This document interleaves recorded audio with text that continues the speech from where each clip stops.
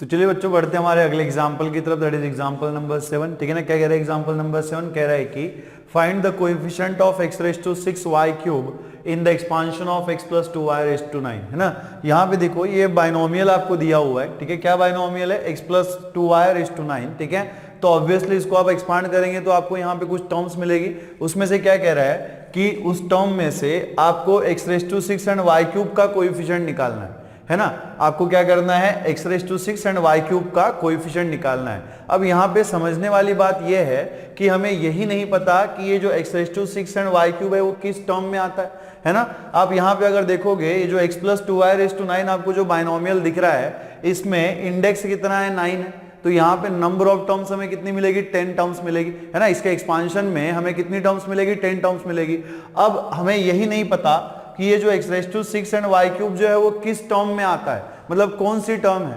तो हम क्या करेंगे? सबसे पहले हम ये अज्यूम करेंगे कि x raise to 6 and y cube जो है वो किसी जनरल टर्म में आता है ना। किस में आता है? जनरल टर्म में आता है। जनरल टर्म अज्यूम करके हम लोग क्या करेंगे? जनरल टर्म निकालेंगे, उसके बाद देखते हैं क्या आता है। ठीक है ना, लिखिएगा solution for the example number 7। देखो क्वेश्चन आपको समझ में आया क्या? क्या करना है आपको? x raise to 6 and y cube का कोएफिशिएंट आपको निकालना है in the expansion of x plus 2y raise to 9। तो ये जो बाइनोमियल आपको दिख रहा है इसको जब आप एक्सपांड करेंगे तो आपको 10 टर्म्स मिलेगी। उस 10 टर्म्स में से किसी एक टर्म में ये आपको मिलेगा x raise to 6 into y cube, ये किसी एक टर्म में प्रेजेंट होगा।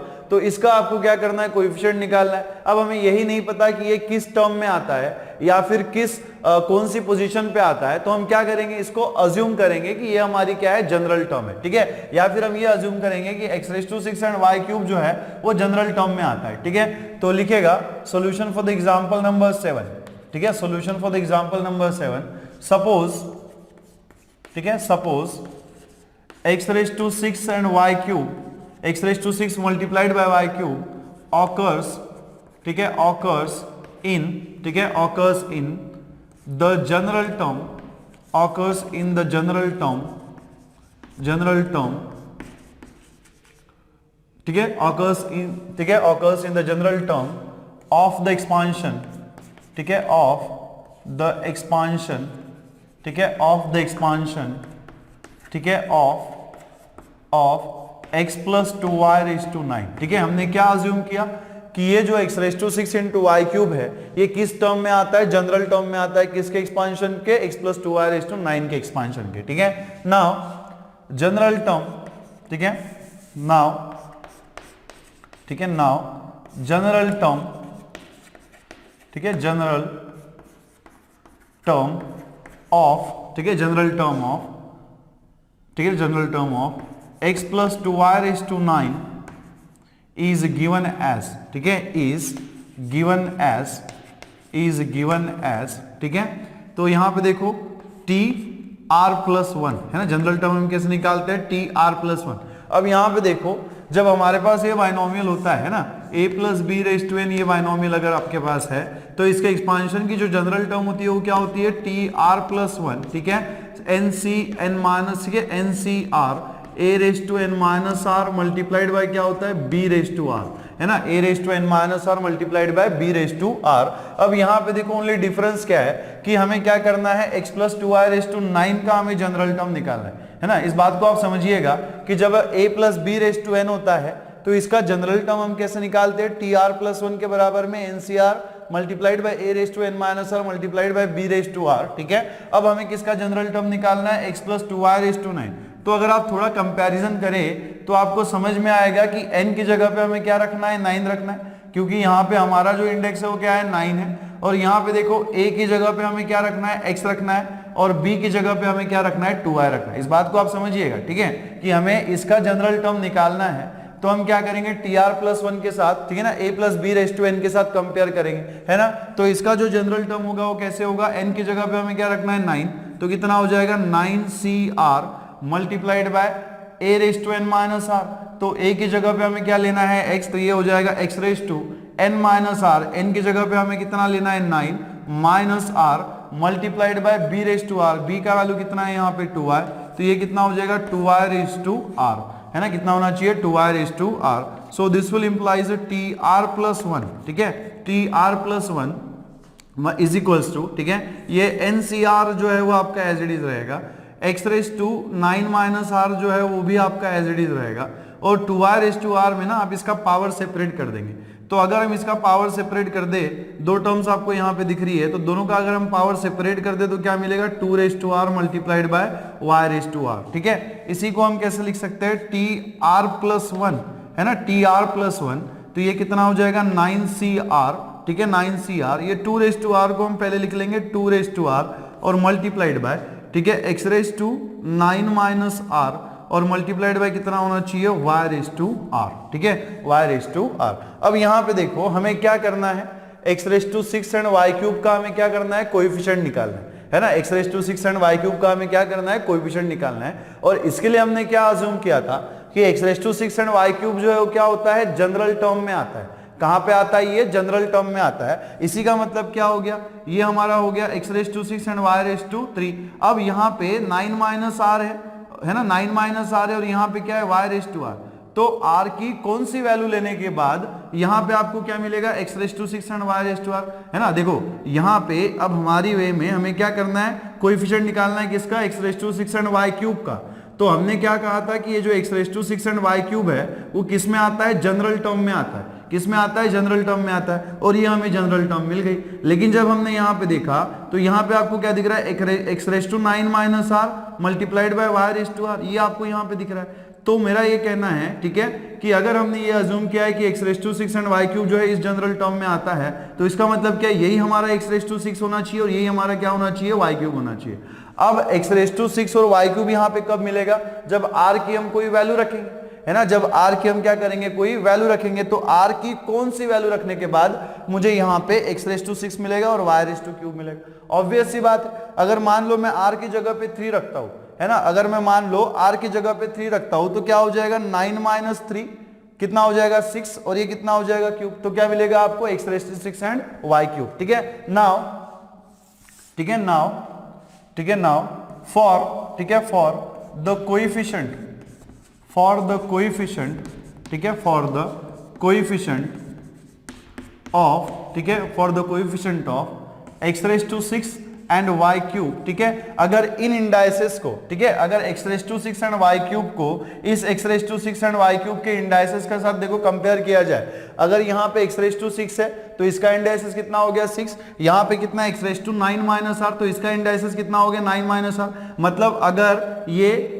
टर्म जो है x raise to 6 and y cube अगर जनरल टर्म में आता है, इसका मतलब क्या होना चाहिए, इन दोनों का इंडाइसेस क्या होना चाहिए, सेम होना चाहिए, है ना, इन दोनों का इंडाइसेस क्या होना चाहिए, सेम होना चाहिए। So for the coefficient of x raise to 6 and y3, ठीक है, y क्यूब, ठीक है, वी पुट, ठीक है, वी पुट, हमें r की जो वैल्यू है वो कितनी रखनी पड़ेगी बेटा, ठीक है ना, कितनी रखनी पड़ेगी, 3 रखनी पड़ेगी। जब आप r की वैल्यू 3 रखोगे तभी आपको यहाँ पे क्या मिलेगा, y क्यूब मिलेगा, और यहाँ पे क्या मिलेगा, x रेज टू 9 माइनस 3 कितना हो जाएगा, 6 हो जाएगा। बात समझ में आ रही है। यहाँ पे r की वैल्यू हमने 3 क्यों रखी, क्योंकि हमें किसका कोएफिशिएंट निकालना है, x raise to 6 and y cube का कोएफिशिएंट हमें निकालना है। तो अगर x raise to 6 and y cube का हमें कोएफिशिएंट निकालना है और हमने ये कहा था कि x raise to 6 and y cube जो है वो जनरल टर्म में आता है, तो हमें क्या करना पड़ेगा, r की ऐसी वैल्यू रखनी पड़ेगी, r की ऐसी वैल्यू रखनी पड़ेगी जिसके बाद मुझे यहाँ पे क्या मिले, x raise to 6 and y cube मिले, है ना, क्या मिले, x raise to 6 and y cube मिले।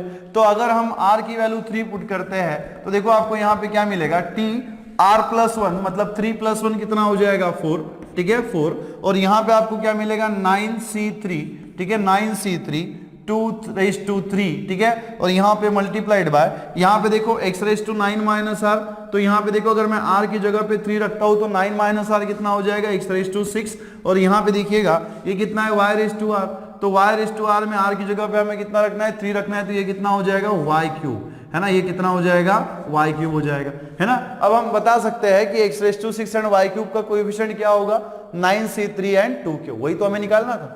What is the find the coefficient of x raised to 6 and y cube? अब यहाँ पे देखो x raised to 6 and y cube आपको दिख रहा है, किस टर्म में आ रहा है, ये 4th टर्म में आ रहा है ना, एक्सपांशन की किस टर्म में आता है, 4th टर्म में आता है। तो यहाँ से आपको दो चीजें पता चल गई, एक तो आपको ये पता चल गया कि इसका पोजीशन क्या होगा एक्सपांशन में, कौन सी ये टर्म होगी, और उसके बाद आपको क्या पता चल गया कि x raised to 6 and y cube का कोएफिशिएंट क्या होता है। तो x raised to 6 and y cube का जो कोएफिशिएंट है वो क्या हो जाएगा, सो देयरफॉर कोएफिशिएंट, ठीक है, देयरफॉर कोएफिशिएंट, ठीक है, कोएफिशिएंट ऑफ, ठीक है, of x raise to 6 and y cube is equals to कितना हो जाएगा 9c3, ठीक है, और यहाँ पे कितना है 2 क्यूब, ठीक है, कितना है हमारे पास 2 क्यूब। नाउ देखो 9c3 को हम कैसे सॉल्व करेंगे, तो हमारे पास वो फॉर्मूला है NCR क्या होता है n factorial divided by r factorial multiplied by n minus r factorial, है ना। n फैक्टोरियल कितना होता है divided by r factorial multiplied by n minus r factorial. तो भाई साहब अगर हम NC3 को लिखना चाहे अकॉर्डिंग टू दिस फॉर्मूला तो हम कैसे लिखेंगे 9 फैक्टोरियल डिवाइडेड बाय कितना होना चाहिए r फैक्टोरियल, r का वैल्यू कितना है यहाँ पे 3, तो ये कितना हो जाएगा 3 फैक्टोरियल मल्टीप्लाइड बाय, ठीक है, n माइनस आर, n की वैल्यू यहाँ पे कितनी है 9 है, माइनस r की वैल्यू कितनी है 3 है फैक्टोरियल, और यहाँ पे कितना हो जाएगा 2 क्यूब, 2 का क्यूब कितना होता है 8, है ना, 2 का क्यूब कितना होता है 8 हो जाता है। तो यहाँ पे देखिएगा 9 फैक्टोरियल, अब थोड़ा आप सोचिए कि ये 9 माइनस 3 कितना हो जाएगा 6 हो जाएगा, मतलब ये 6 फैक्टोरियल हो गया, और न्यूमरेटर में कितना है 9 फैक्टोरियल है। तो मैं क्या करूंगा 9 फैक्टोरियल को मैं ऐसा भी तो लिख सकता हूं ना 9 इंटू 8 इंटू 7, ठीक है, इंटू और 6 फैक्टोरियल लिख सकते हैं ना। ऐसा हमने क्यों लिखा, क्योंकि डिनोमिनेटर में क्या है 9 माइनस 3 है, तो 9 माइनस 3 को ही तो मैं 6 लिख सकता हूं ना। तो और यहाँ पे डिनोमिनेटर में आपको क्या मिलेगा 3 फैक्टोरियल को आप क्या लिख सकते हैं 3 इंटू 2 इंटू 1 मल्टीप्लाइड बाय ये जो 9 माइनस 3 है कितना हो जाएगा 6 फैक्टोरियल, और ये मल्टीप्लाइड बाय कितना 8, ठीक है। देखो ये 6 फैक्टोरियल जो है वो आपका कैंसिल हो जाएगा, ठीक है। यहां पे देखिएगा आपको क्या मिलेगा, दिस इज, ठीक है ना, ये 3 1 जा 3, 3 3 जा कितना हो जाएगा 9, ठीक है, और यहाँ पे देखो ये 2 1 जा 2, 2 2 जा कितना होना चाहिए 4, ठीक है, कितना हो जाएगा 4 हो जाएगा, ठीक है। अब यहाँ पे देखो 8 3 जा कितना होता है 24, 8 3 जा कितना हो जाएगा 24 एंड 24 प्लस 4, है ना, 24 इंटू 4, देखो 8 3 जा कितना हो जाएगा ये 24 मल्टीप्लाइड बाई ये 4 है, और इंटू कितना कर देंगे आप 7, ठीक है। नाउ 24 इंटू 4 कितना हो जाएगा 4 4 जा 16, रिमाइंडर इज 1, ठीक है। देन 2 4 जा कितना होता है 8, 8 प्लस 1 कितना हो जाएगा 96 मल्टीप्लाइड बाय 7, 96 को आप 7 से मल्टीप्लाई कर देंगे तो देखो क्या मिलेगा 6 7 जा कितना होता है 42, 6 7 जा कितना होता है 42, रिमाइंडर इज 4, एंड 9 7 जा कितना होता है, ठीक है 63, है ना, 9 7 जा कितना होता है 63, 63 में हम लोग क्या कर देंगे 4 ऐड कर देंगे तो कितना हो जाएगा ये 672, है ना, कितना मिलेगा 672 is a coefficient of the word x raise to 6 and y cube, ठीक है। तो देखो इस क्वेश्चन से ना आपको दो चीजें पता चलती है, एक तो आप क्या कर सकते हो ये जो टर्म है x cube x raise to 6 into y cube, ये जो आपको x raise to 6 into y cube दिख रहा है ये किस टर्म में आता है ये भी आप पता कर सकते हो, और दूसरा क्या है कि इसका आप कोएफिशिएंट भी निकाल सकते हो by using the concept of the general term. लिखिएगा। तो चलिए बच्चों बढ़ते हैं हमारे अगले एग्जांपल की तरफ, दैट इज एग्जांपल नंबर 18, ठीक है ना। क्या कह रहा है एग्जांपल नंबर 18, कह रहा है कि the second, third and fourth terms in the binomial expansion x plus a raised to n are 240, 720 and 1080, ठीक है 1080 respectively. Find x, a and n. क्या करना है आपको यहाँ पे x की वैल्यू, a की वैल्यू एंड n की वैल्यू जो है वो आपको निकालनी है, ठीक है। और यहाँ पे आपको क्या दिया हुआ है कि x plus a raise to n के एक्सपांशन में जो सेकंड टर्म है वो क्या है 240 है, जो थर्ड टर्म है वो आपको कितना दिया हुआ है 720 दिया हुआ है, एंड जो फोर्थ टर्म है वो आपको कितना दिया हुआ है 1080, है ना, कितना दिया हुआ है 1080, ठीक है। और किसका एक्सपांशन है ये x plus a raise to n का एक्सपांशन है, ठीक है ना। तो लिखिएगा, ठीक है, लिखिएगा सॉल्यूशन, ठीक है, सॉल्यूशन गिवन दैट, ठीक है, गिवन दैट, ठीक है, गिवन दैट, ठीक है, गिवन दैट सेकंड टर्म, ठीक है, second term, given that second term t2 is equals to, ठीक है, t2 इज इक्वल्स टू, देखो आपको क्या दिया हुआ है t2 इज इक्वल्स टू कितना है 240, है ना, t2 इज इक्वल्स टू कितना है 240, ठीक है। वैसे देखो आपको यहाँ पे थर्ड टर्म भी दिया हुआ है, ठीक है ना, सेकंड टर्म आपको कितना दिया हुआ है t2 is equals to 240, third term, ठीक है, थर्ड टर्म, ठीक है, थर्ड टर्म जो आपको यहाँ पे दिया हुआ है कितना दिया हुआ है t3 इज इक्वल्स टू, ठीक है, t3 इज इक्वल्स टू, देखो आपको कितना दिया हुआ है t3 आपको कितना दिया हुआ है 720, है ना, कितना दिया हुआ है 720, एंड फोर्थ टर्म, ठीक है, फोर्थ टर्म आपको यहाँ पे कितना दिया हुआ है 1080, that is t4 is equals to हमें कितना दिया हुआ है 1080, है ना, कितना दिया हुआ है 1080। नाउ देखो थोड़ा हम साइड में क्लियर करेंगे कि a plus b raise to n के एक्सपांशन में इसकी जो जनरल टर्म होती है टी आर प्लस वन, है ना, क्या होती है टी आर प्लस वन, वो हम कैसे लिखते हैं n c r multiplied by a raise to n minus r multiplied by क्या होता है बी रेज टू आर, है ना, मल्टीप्लाइड बाय क्या होता है बी रेज टू आर। ठीक है, तो यहाँ पे देखो, ठीक है ना, यहाँ पे देखो ये जो t2 है ना, इसी को आप क्या लिख सकते हो t प्लस, ठीक है, t 1 प्लस 1, क्या लिख सकते हो आप यहाँ पे t 1 plus 1 is equals to कितना है यहाँ पे 240।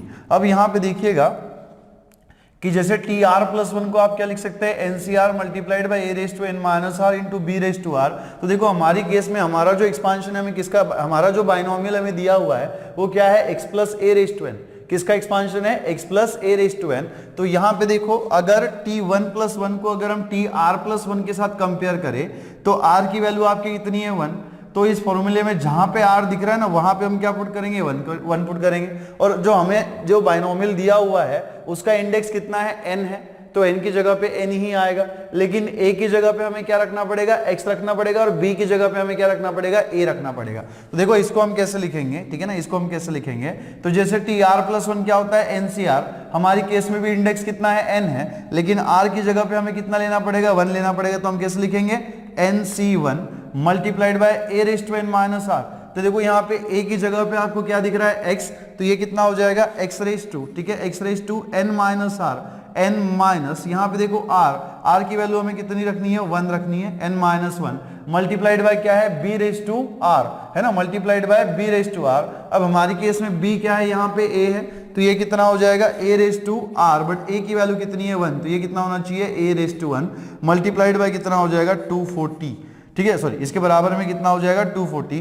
इसको हम दे देंगे यहाँ पे इक्वेशन नंबर 1, है ना, इसको हम क्या दे देंगे इक्वेशन नंबर 1, ठीक है ना। वैसे ही देखो अगर हम थर्ड टर्म को लिखे तो ये जो थर्ड टर्म है t3, इसी को आप क्या लिख सकते हो t2 प्लस 1, है ना, क्या लिख सकते हो t2 प्लस 1।